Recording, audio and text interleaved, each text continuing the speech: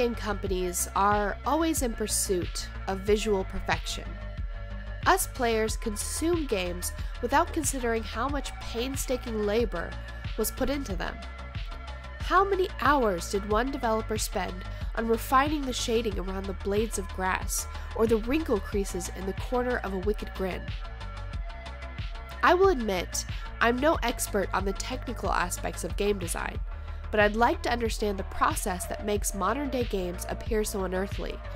And as games tiptoe towards the Uncanny Valley, what repercussions does the scarily realistic inspire?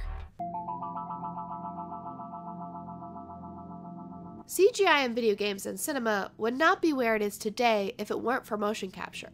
You know that film method some directors use? It involves putting actors in funny gray tracksuits and covering their faces in dots.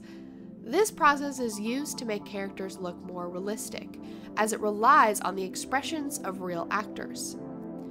Let's discuss motion capture history real quick. Unbelievably, motion capture has been around for more than 100 years. It was first used in 1915 by Max Fleischer. He created a process of animation that was later implemented in cartoons like Snow White and the Seven Dwarfs and Alice in Wonderland.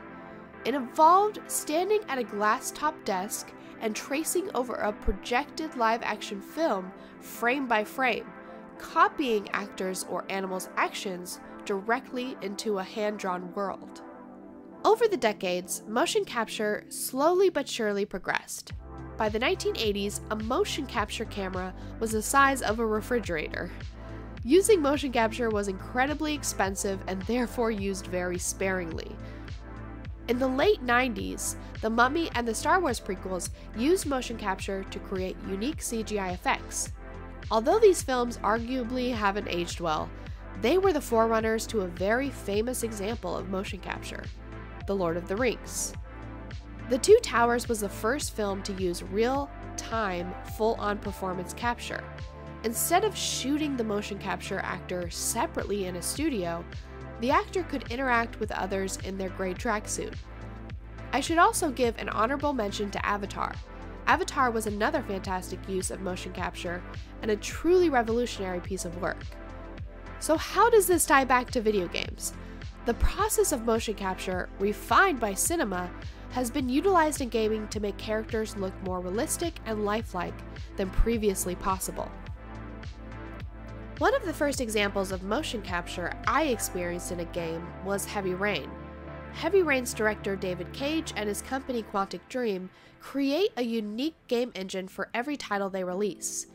Starting with this game, the company mocapped real actors' movements to mold the in-game characters.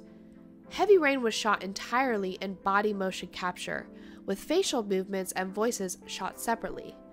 This created an odd disconnect between the audio and the visuals.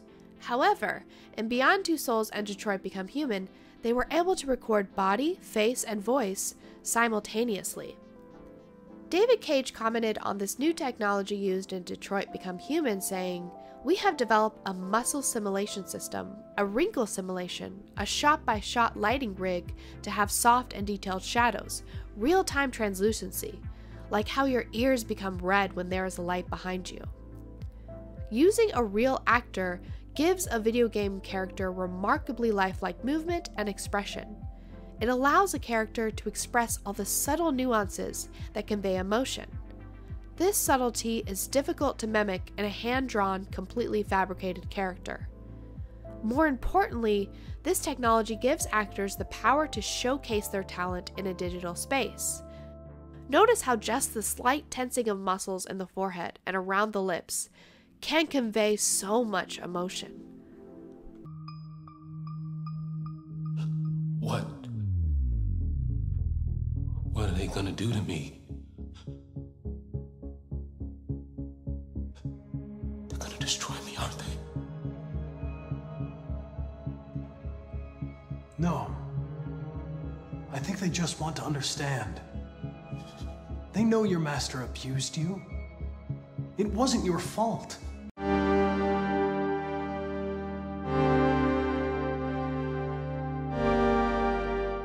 There is one major drawback to photorealistic video game characters. The more realistic characters get, the quicker they approach the line between cartoon and uncanny. The Uncanny Valley is the idea that the closer an object gets to appearing human, the more uneasy it makes a viewer feel. It makes you feel strange because you know something is off. It's almost human, but not quite. Maybe the eyes are a bit too dull. Perhaps the character jerks in an unfamiliar way. The paradox is, the more realistic a character becomes, the more flaws are highlighted. Your brain tries to compensate for the uncanny figure you are seeing, and you can instantly recognize what gives it away.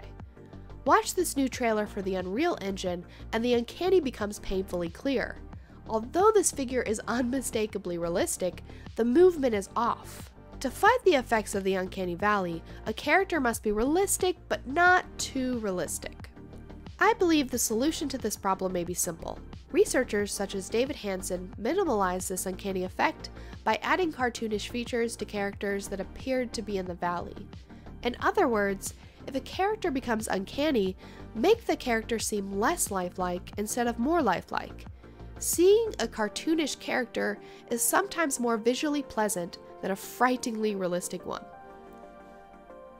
Playing with photorealism appears to be a tipping scale that developers must balance.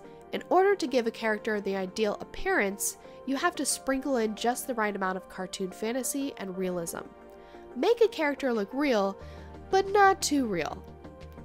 Some people disagree with the idea of the Uncanny Valley altogether. So what do you think? Does this creep you out? Even just a little?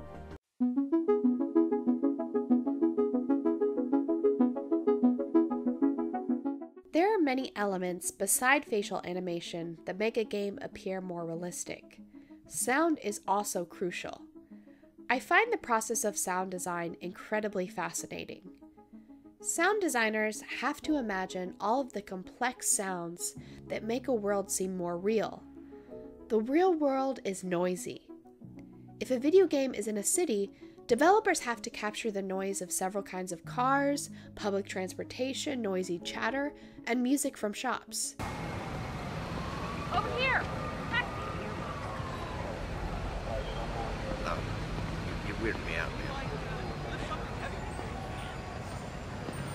If a video game is in the wilderness, they have to consider the sounds of bugs and wildlife, the wind in the trees, and the crunch of grass beneath the character's feet.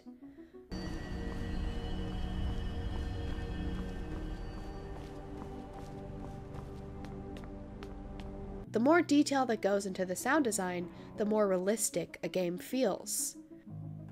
Once developers have an idea of what sounds they need to create, they have to use real-world objects to create those sounds. The recording of everyday sounds for the purposes of film and other media is called Foley. Foley artists use everything from pine cones to sandpits, pieces of metal, and paper clips to create sounds. Sound designer Mike Kent revealed in an interview that the sounds of the Reaper machines in Mass Effect were created with a garbage can.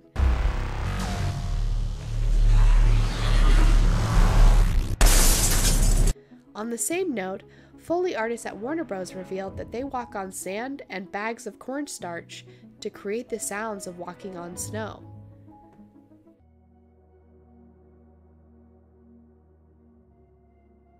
Now that we've discussed in detail how the technical aspects of programming make a game more realistic, let's ask ourselves, why is realism important in games? It's certainly impressive and inspires a few oohs and ahs from a player. But realism isn't required for a game to be special. Many successful games strive for a cartoonish or pixelated aesthetic. These surrealistic games are both successful and beloved by their fan bases. However, realism, when done right, triggers a specific response from a player.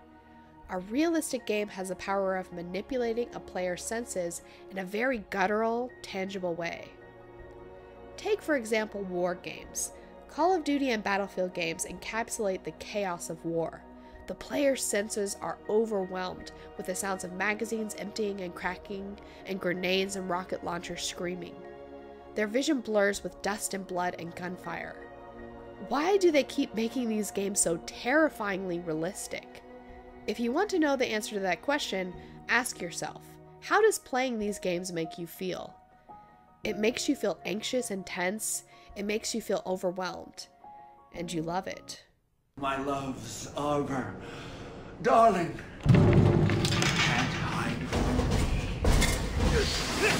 You make yourself forgiven. A delicacy to be unwrapped and unwrapped again. Don't believe me? Let's consult an expert in psychology. According to a 2004 paper in the Journal of Media Psychology by Dr. Glenn Walters, the 3 primary factors that make horror films alluring are tension, relevance, and somewhat paradoxically, given the second factor, unrealism. Walters conducted a study in which subjects were told to watch real-life acts of violence. They witnessed a cow being murdered, a monkey being injured, and a child being cut open in surgery. Most subjects were too disturbed to watch the entirety of these videos because they knew they were real. The answer that they came up with was that the fictional nature of horror films affords viewers a sense of control by placing psychological distance between them and the violent acts they have witnessed. In other words, video games and horror films are a paradox. The more realistic they become, the more terrifying they become. However, the fact that they aren't real makes the realistic horrors they inspire satisfying instead of disturbing. Another psychoanalytic theory that dates back to Aristotle is the notion of catharsis, that we watch violent and frightening films as a way of purging negative emotions, or as a way of relief against pent-up aggression. So what is the most realistic game you've ever played, and how did it make you feel? Do you think video games are taking realism too far? As video game technology becomes more advanced, companies have to face the new challenges of the Uncanny Valley and emotional realism. How will companies combat these issues? Only time will tell. I hope that you enjoyed this video. If you did, be sure to share it, hit the bell button, and check out my Patreon if you want to get exclusive videos and access to monthly polls. This video was actually voted on by my Patreons last month. If you can't afford to become a Patreon, I just want to thank you for watching and I hope you liked it. This took me an insanely long time to research, write, record, and edit. Thank you for all your love and support. I should go.